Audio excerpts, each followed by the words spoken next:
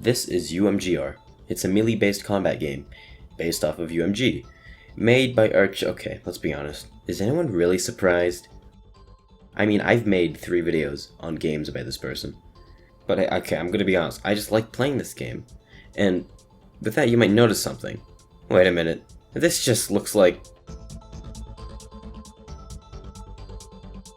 And I mean, that's fair. Both are on the crossroads, and both have melee mechanics to it. I mean, both have light attacks, charge attacks, blocks, and pushes. I mean, what do you really expect? Made by the same person. It would just be easy if both games were melee-based games, and you had a system that worked for one. Why not just have it also work for the other? You know, just makes sense. Though they're not the same, because in Decaying Winter you're playing against bots, and they're easier to predict, most of the time. And that's different, because in UMG you're fighting against real people. And this leads to having something predictable not be the best idea, so you can hold your blocks and charges for an infinite amount of time if you wanted to, just to fit that it's a real person. Though, I don't think that'd be the best idea to do, due to the change in its...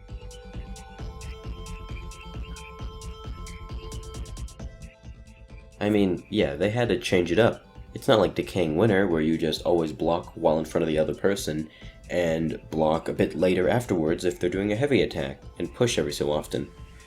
This is an actual person, so you can't predict them that well. So, yeah, of course, you can block for as long as you want. But then comes the question, what stops me from doing that the entire time? Well, they changed the push. You can only stun a person with a push if they're blocking. And that's simple. But it adds a sort of rock, paper, scissors aspect to the game. An attack gets nullified by a block. The block gets stunned by a push. And the push can get punished by an attack. Though they did add something else, sort of. You can throw. While in Decaying Winter, you can only throw some items like the axe or the knife. Though in this game, you can do it with whatever you have. Your melee weapon? Sure. And this can actually be very nice.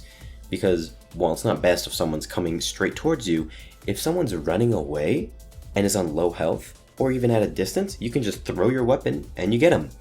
Though you do have to be accurate, because if you're not, then you don't got your weapon anymore, and that puts you in a bit of a predicament.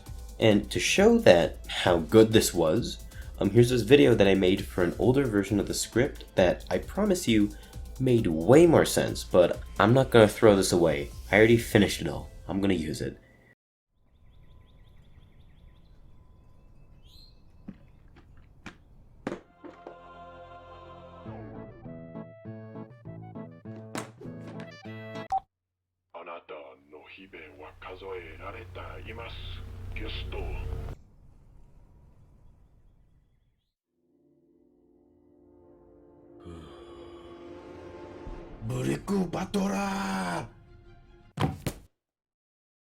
And no other feature exists. Nothing else in the melee department.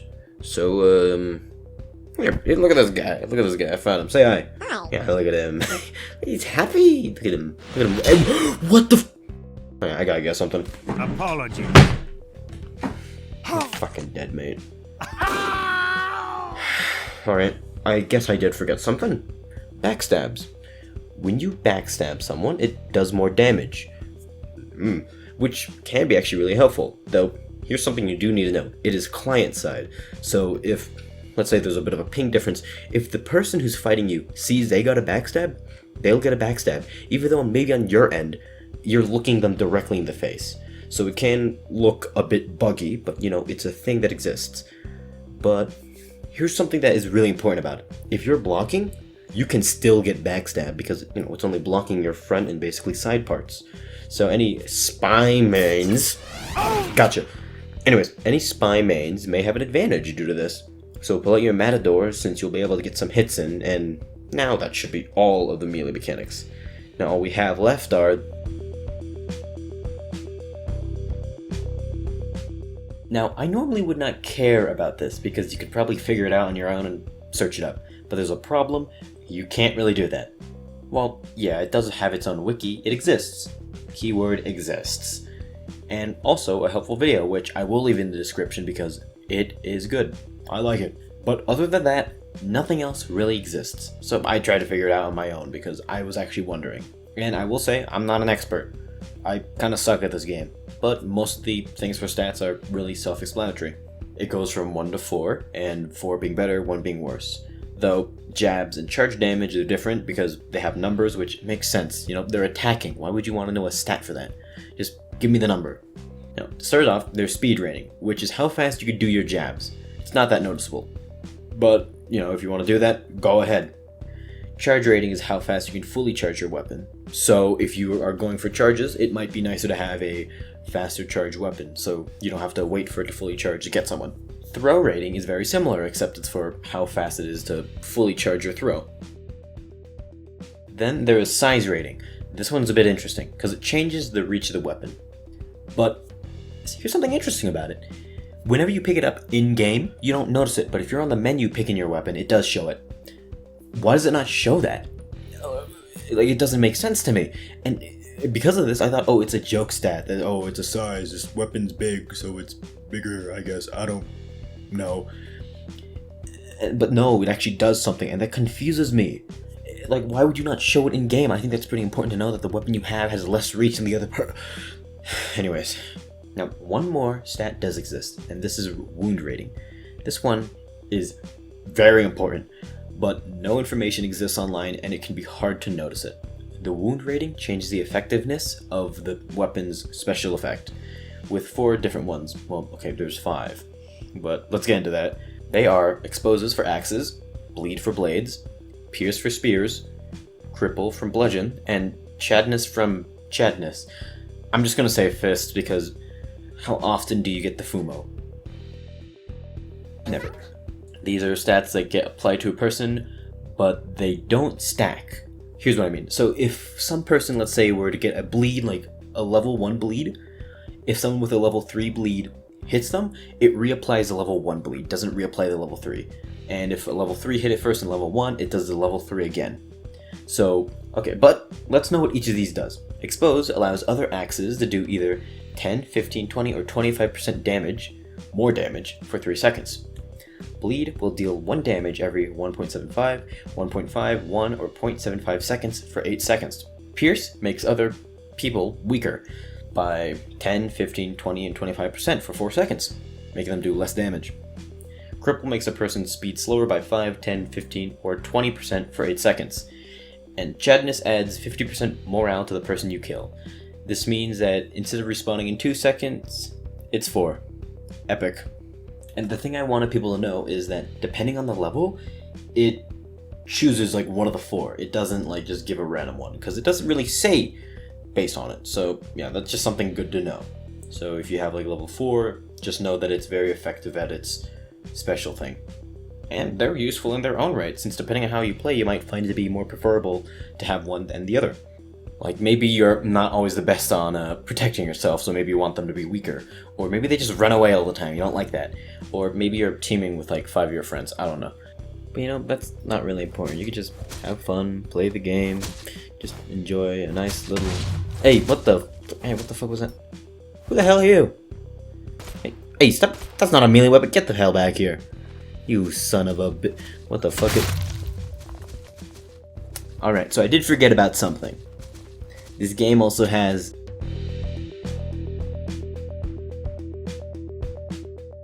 These can be found around the map in lockers, with each having its own usage. Though you can only have 2 items at a time. But with a backpack you can have 2 more. I mean, that's what they do. And many different items just exist in general, like guns, with each having a different purpose and use. Different healing items that either just regenerate or just heal you outright. Or stims that can just have a lot of different stats. And these are the most common, and they have a lot, like reducing damage, making you faster, improve damage, or just prevent backstabs. But you can't find it all in lockers. Sometimes you actually have to get them from the crates, or the loot crates, I don't know what you want to call them. They have often better quality items in them, and yeah, they just bring stuff like the stim that prevents backstabs. But you can find a lot of great stuff in there, so use it to your best. But you can also have another way of getting these items other than just finding them on the floor, and they're drones. Drones are, they just come in, Jeff Bezos Amazon package, and you can get 4 items inside. They all really depend on the variety you can get, but they're really nice, and they're really helpful most of the time. But all items are not made equally. The traps, they're really not the best because they get stuck in the floor and you can just walk around them. Yeah, that did a lot. But they all have their use. It's never impossible to not have it be used, and each item has its own purpose no matter what the niche is. Since they are... Ugh, come on. It's not that you mother... Stupid little... How you just... Ugh. The experience you can get is really different. You can have a day where it's fun and you're doing good at some points, or sometimes you can feel like you found the gods of the game. And this is often due to the game only having 1 to 2 servers going. Yeah, this game's not in its peak. Oops. But this leads to many options for who you could go against not really existing. So you could have the person that just installed the game to the person that's played since day 1. So, those don't really mix. And it's a shame because if someone's trying to get into it, this is probably a reason why they just may hate it. And this can lead to the game having a bit of, you could say, some salt and toxicity, which can be the reason why many just don't play this game, which is unfortunate. Though, this is only one half the experience you can get.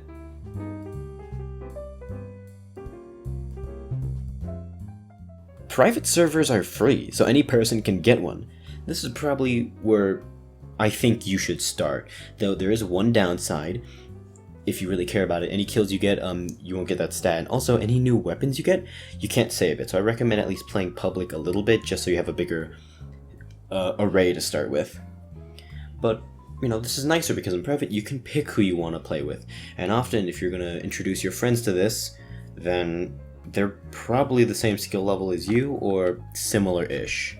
So, you can have fun with it.